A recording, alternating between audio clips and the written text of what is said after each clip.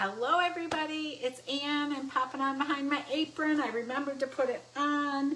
I have all kinds of things going on here because I'm making Cowboy sliders on pretzel buns. So I wanted to just give you guys a sneak peek because I'm using so many favorite products, and this is just such a great twist on sliders. So first of all, I bought pretzel slider buns, okay? So you can buy them, you know, from the Hawaiian Roll Company, and I took them in half. And I have put half of the bottom bun in the 8-inch square baking pan that does have the lid, and I absolutely love this piece from the line. And then the first step that we're going to do is we made a quick batch of Cowboy butter. So I just made it here in the easy measuring cup, because what you do, and look at that, you melt a stick of butter, and then it has Dijon mustard, garlic powder, thyme, parsley, chives, paprika, cayenne pepper, and red pepper flakes. So I just mixed that all together here, and I'm going to take the basting brush, and I'm just going to brush a light layer on the bottom buns here. So that's step one of making these great sliders. So if you guys are slider people, or you're watching with me, drop in the comments below what kind of sliders you guys like to make, okay? And then here in my favorite stainless steel skillet, I first crispy cooked some bacon, because bacon goes on these sandwiches. And then I have some ground beef in here that I'm going to finish browning, but I want to add a couple ingredients to the ground beef here.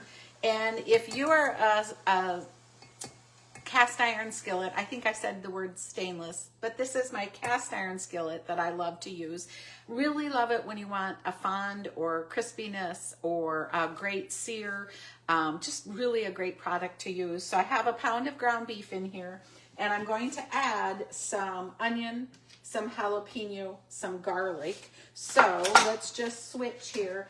By the way, I set this over here.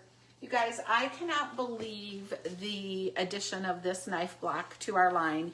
And remember, it does not have to be on your counter. It stores flat in a drawer too if you want to use it that way. But the 4 knives that are in here truly do everything I want to do in the kitchen. So I am grabbing this all the time. There's a big chef's knife, big blade. There's a serrated knife, so that's how I cut the pretzel buns. There's a utility knife. And then I just have the paring knife over here. And they're so sharp. I have a nice chunk of white onion left. So I'm just going to make 3 chunks out of it and throw it right over here in the twist and chop.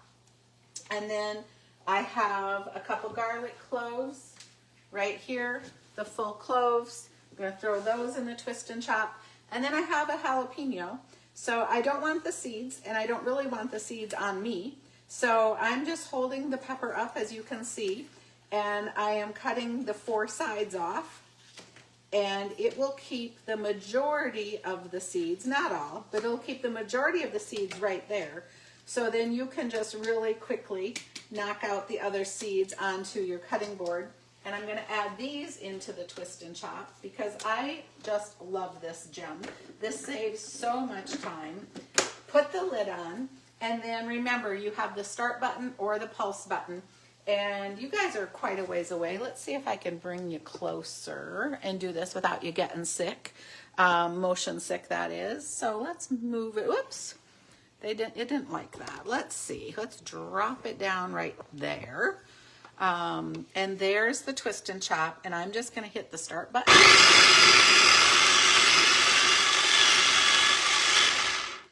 And you can see how quickly it did all the dicing for me, right? So that's kind of a game changer.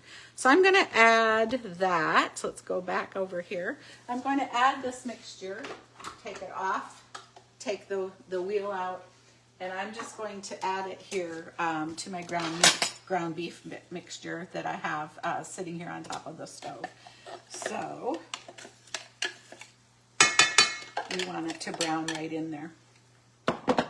So did you guys do some meal planning for the week? I'm pretty curious about that. So whether you're just following me on my timeline or you are in one of my virtual parties, if you need some meal planning help or ideas, be sure you give me a shout out because I can probably provide you a few. This week I have French dips on my menu. I have Hawaiian chicken wraps on my menu. I have these Cowboy sliders on the menu. I have a chef salad on the menu. Seemed like I have a fifth thing, but I lost it. I'll think about what it was. Anyway, back to this recipe. So we're browning the meat with the onions, the jalapeno, and the garlic. And then when that gets nice and browned, we will drain it. But before it gets quite to that stage, I am going to add in Worcestershire. So about a nice teaspoon or so of Worcestershire sauce. Put that in the recipe. Then we're going to add a tablespoon of crushed peppercorn and garlic. So remember, the lids on our pantry line is a tablespoon. So we're going to add that to the meat mixture. And then we're going to put in a little seasoning salt. That also is going to go in the mixture here as we're browning. So we're flavoring the meat. And then while this is cooking, I had already done this and then I realized I should go live, but I'm just chopping this up here a little bit with the mix and chop. While that is cooking, you want to make sure you have your cheese ready. So you want to use sharp cheddar on this recipe. So I used the big adjustable grater blade and sharp cheddar cheese grated that will go on top.